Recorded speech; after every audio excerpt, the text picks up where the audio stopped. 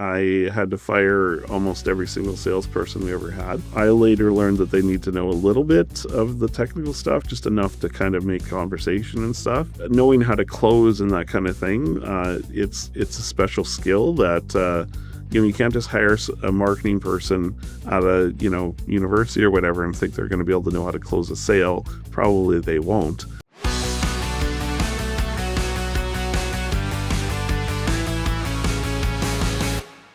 Welcome to Driving Growth, the go-to-market podcast for traditional B2B businesses that are looking to build systems to create predictable revenue. In short, turning their company into a revenue factory. I'm your host, Steve Whittington, and president of Roadmap, an agency that builds go-to-market systems. On today's show, Chad Jones, CEO of Push Interactions.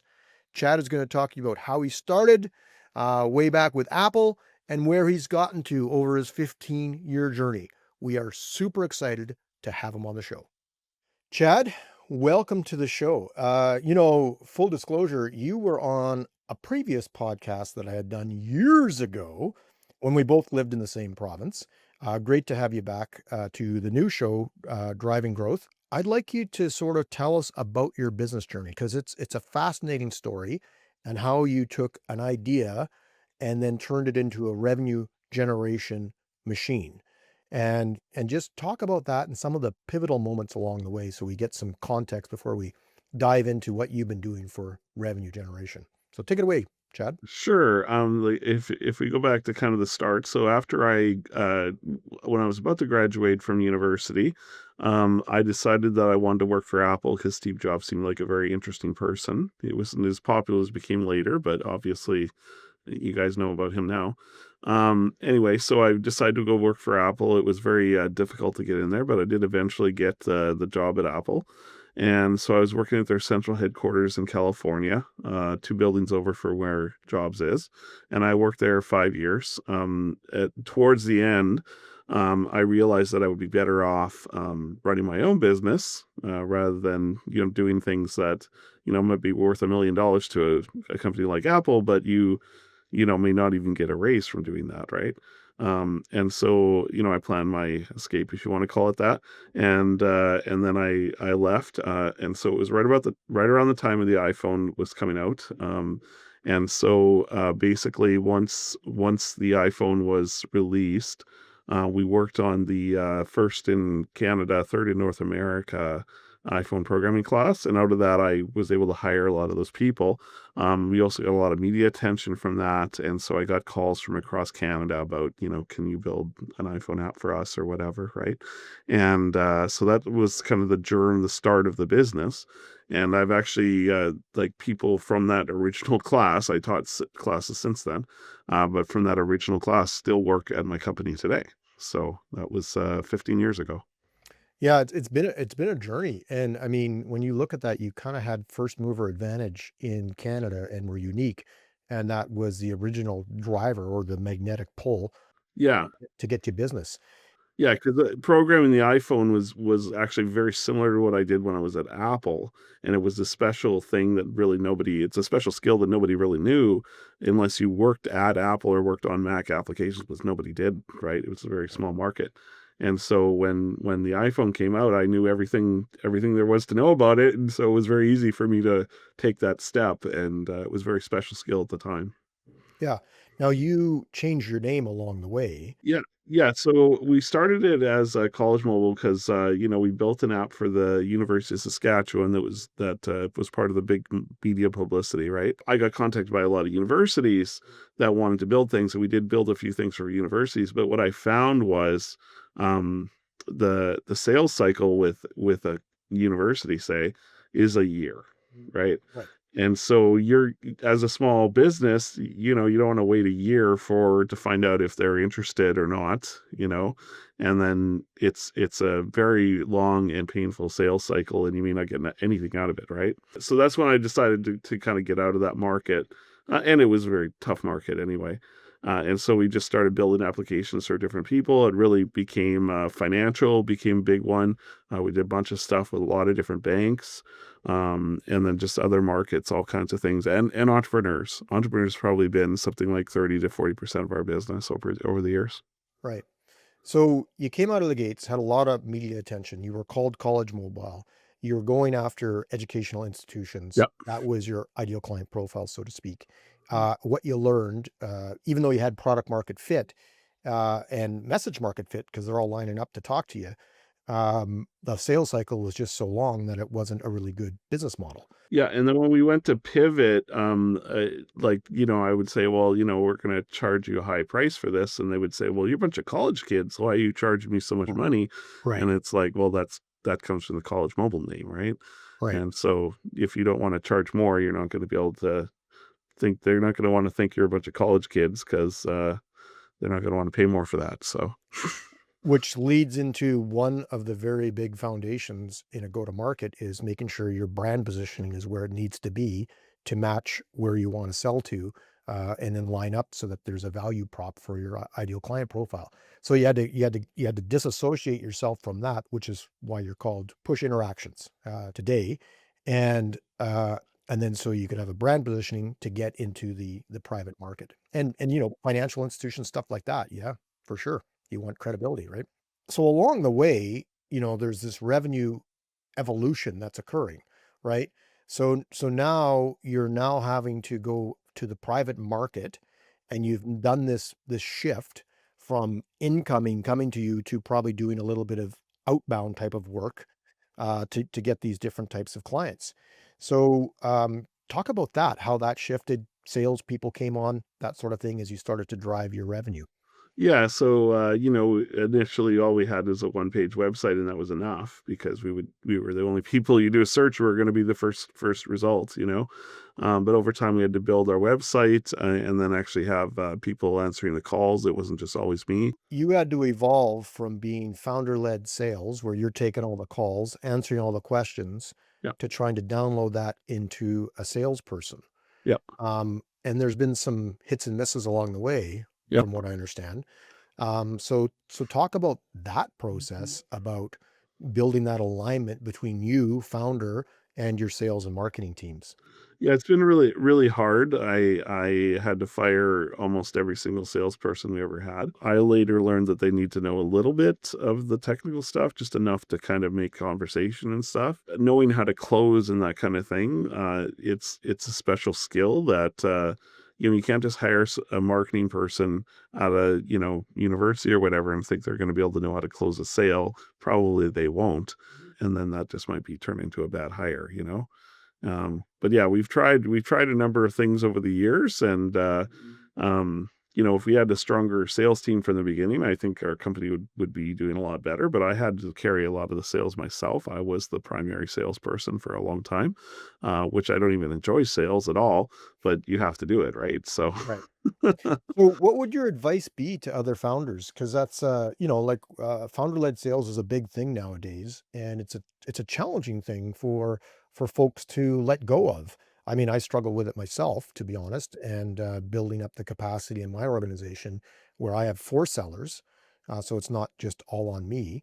But you went through that transition. So what are some of kind of the do's and don'ts or the missteps?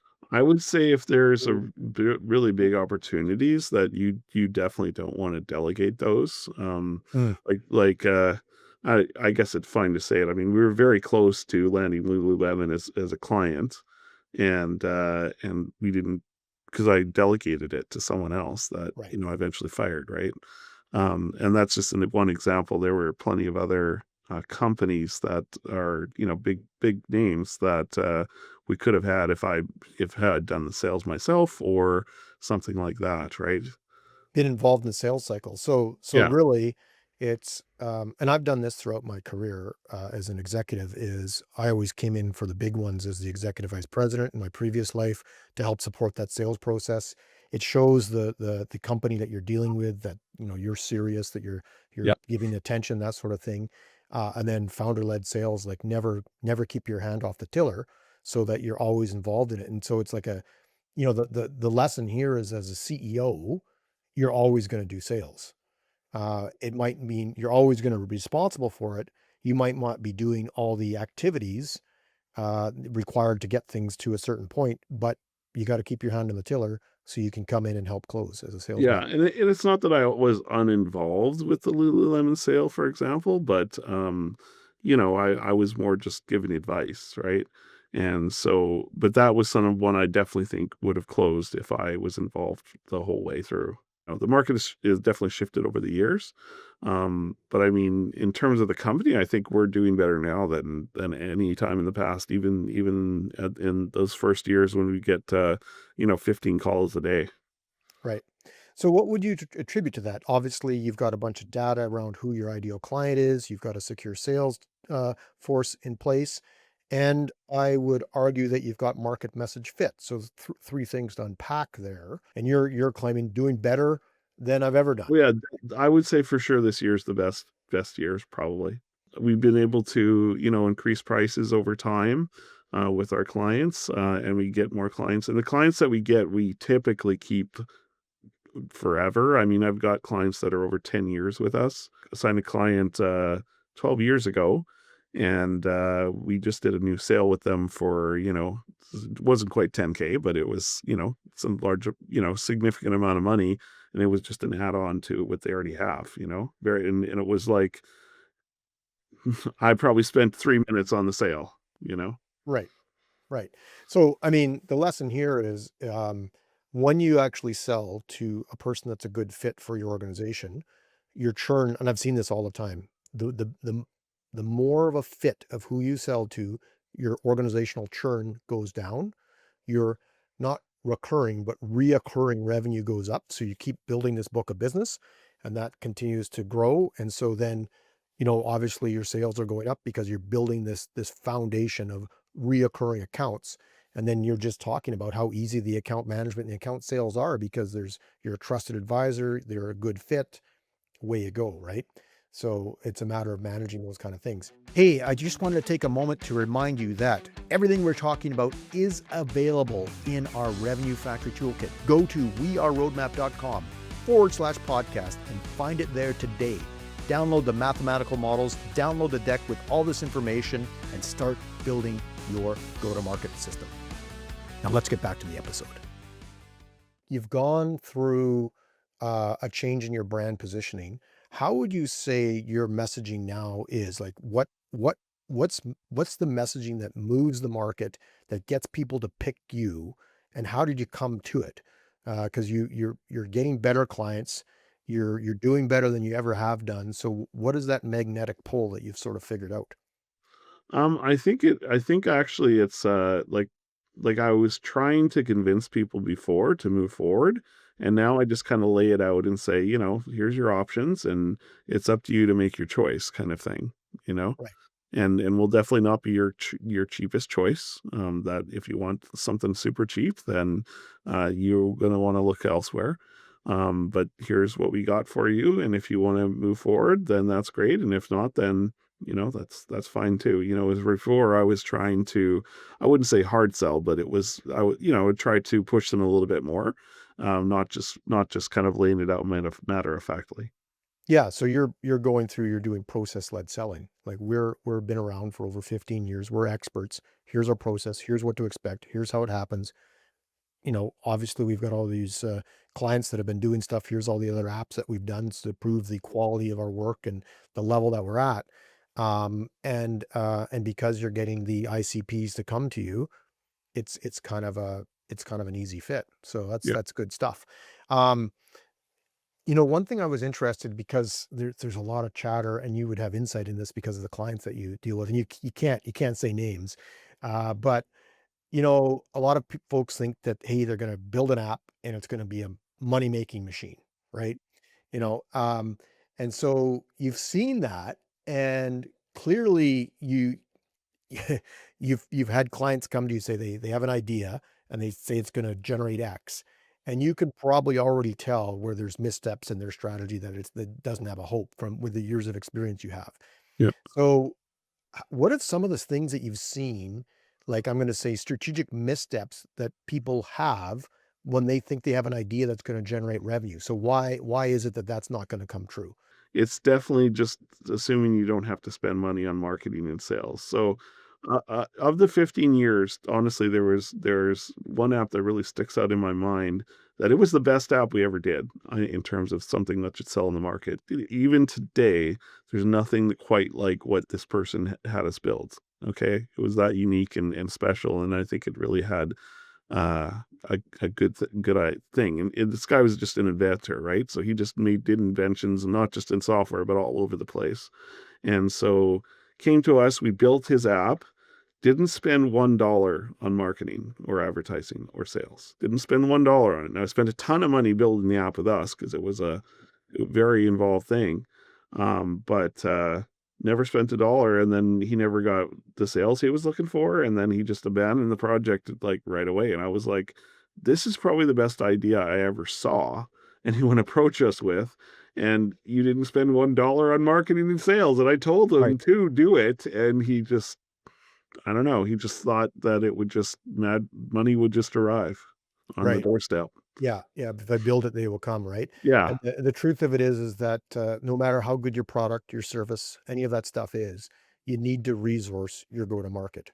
And you've over the years have learned that, Yeah. and how you have to appropriately resource it. I know one of the things you said that at the beginning, you thought sales and marketing was the same thing, and they're distinct Yep. functions, right, that support each other. And so, there's a lot of folks out there that are founders, and, my position, my point of view is that founders have to own the go-to-market. They have to take responsibility for it, because that doesn't mean they have to do it, but they have to make sure that it's being done appropriately in their organization. And so, like, right now you're happy with your sales function. Yep. You've got good, ideal client profiles fit, like good product fit, good client fit. And you're like, okay, we're having our best years in 15 years, right? And so it's not, it's one of those things that takes 7 years to become an overnight success, right? Yes. But this hasn't happened by accident. It's happened by painful iteration of getting your go-to-market, sorted out and having it like in a well-oiled machine. I'm going to wrap up here with some quick do's and don'ts, and this could be anything you want to share. Um, when you think about business life, entrepreneurial life, what are some of your top do's and don'ts when it comes to building and executing a business? Well, I'd say definitely we made some mistakes early in the business. So it's almost sounds comical to me now, but I, we would charge 100% at the end.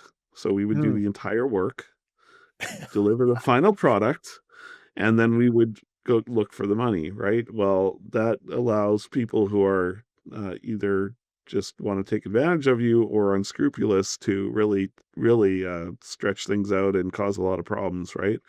And so over time we've learned to charge differently. We ask for payments, part of it up front and everything, and milestone payments along the way. right. Because even with some of the entrepreneurs we work with, they run out of money part of the way through the project. They'll commit to doing the project, and then for whatever reason, they got a divorce or whatever happened. Now they cannot pay the money that they promised in the contract, and so what are you going to do? Take them to court? They don't have the money anyway, and so that's why we have milestone payments. And if you don't make your milestone payment, then we can't continue and stuff like that, right? Because it's not that they um, did it out of malice or something. It's just things didn't work out the way they thought, or they lost their job or whatever. And then, we say, well, come back to us when you can. And sometimes they do. I've had someone come back to us 3 years later and continue the project, but that's how it goes sometimes. Yeah. So you learn the hard way about your cash conversion cycle, and that is a classic thing I've seen with startups as well. They're just afraid to ask for certain types of terms or whatever because they don't want to put any kind of friction in making the sale, right? But Yeah. friction in making a sale is actually a good thing in some cases because it protects the business. And so yeah, so cash conversion cycle, a critical thing to learn to do appropriately, and a mistake that you learn from. What are some of the amplifications, the positive stuff, the good stuff that sort of came along the way? Well, so we learned over time that certain processes and things had to be in place. And so had to learn how to charge for those extra things that we would add, right? And like if I were to go and say, okay, I'd like to add a project management fee to the project, they people say, oh, I don't need that. I don't want a project Right. management fee. But if you have like I want to charge you extra for design, and then I want to have just a basically it's a project start fee. These types of things they're willing to swallow, even though you know I could have just as easily called it a project management fee and you wouldn't swallow it. So it's very strange in that way. Yeah, yeah, you learn market message fit, and you learned, what's considered a problem that they find value in for you to Yeah. solve for and cross-sell and upsell. Yeah, that's all good stuff, and everybody's gotta figure that out. We charge a project management fee ourselves, and I get pushback on it, but I talk about what it is that we do, the value we provide, and why it's needed, and we hold our ground on it because it is needed. If you're going to run a project where most of the times we're internally managing the resources, and then we need that kind of thing, right? So you got to figure that stuff out and defend the value of it, and defend your business along the way. So good stuff. So Chad, if people want to learn more about you and your organization, where's the best places that they can find things out and stay connected with you? Yeah, so they can go to our website, pushinteractions.com, and we also have a YouTube channel as well. So yeah, they can reach out to us and go from there. All right. Well, thank you for your time. A ton of great stuff, and we'll talk again soon. Yeah, sounds great. Thank you.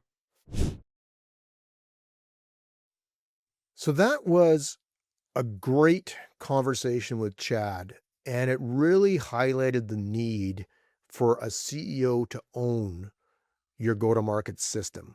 Chad talked about some of the missteps that he had along the way.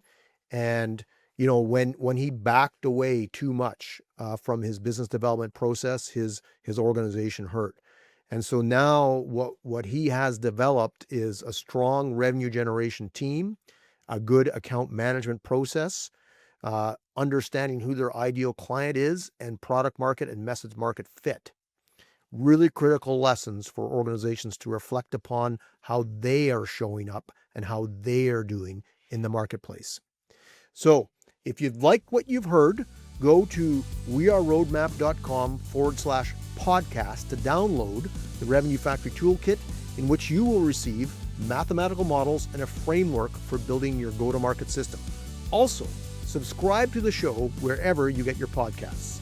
New episodes are dropping the first and the third Wednesday of every month. I'm Steve Whittington. Thanks for listening. Keep building your revenue factory one brick at a time.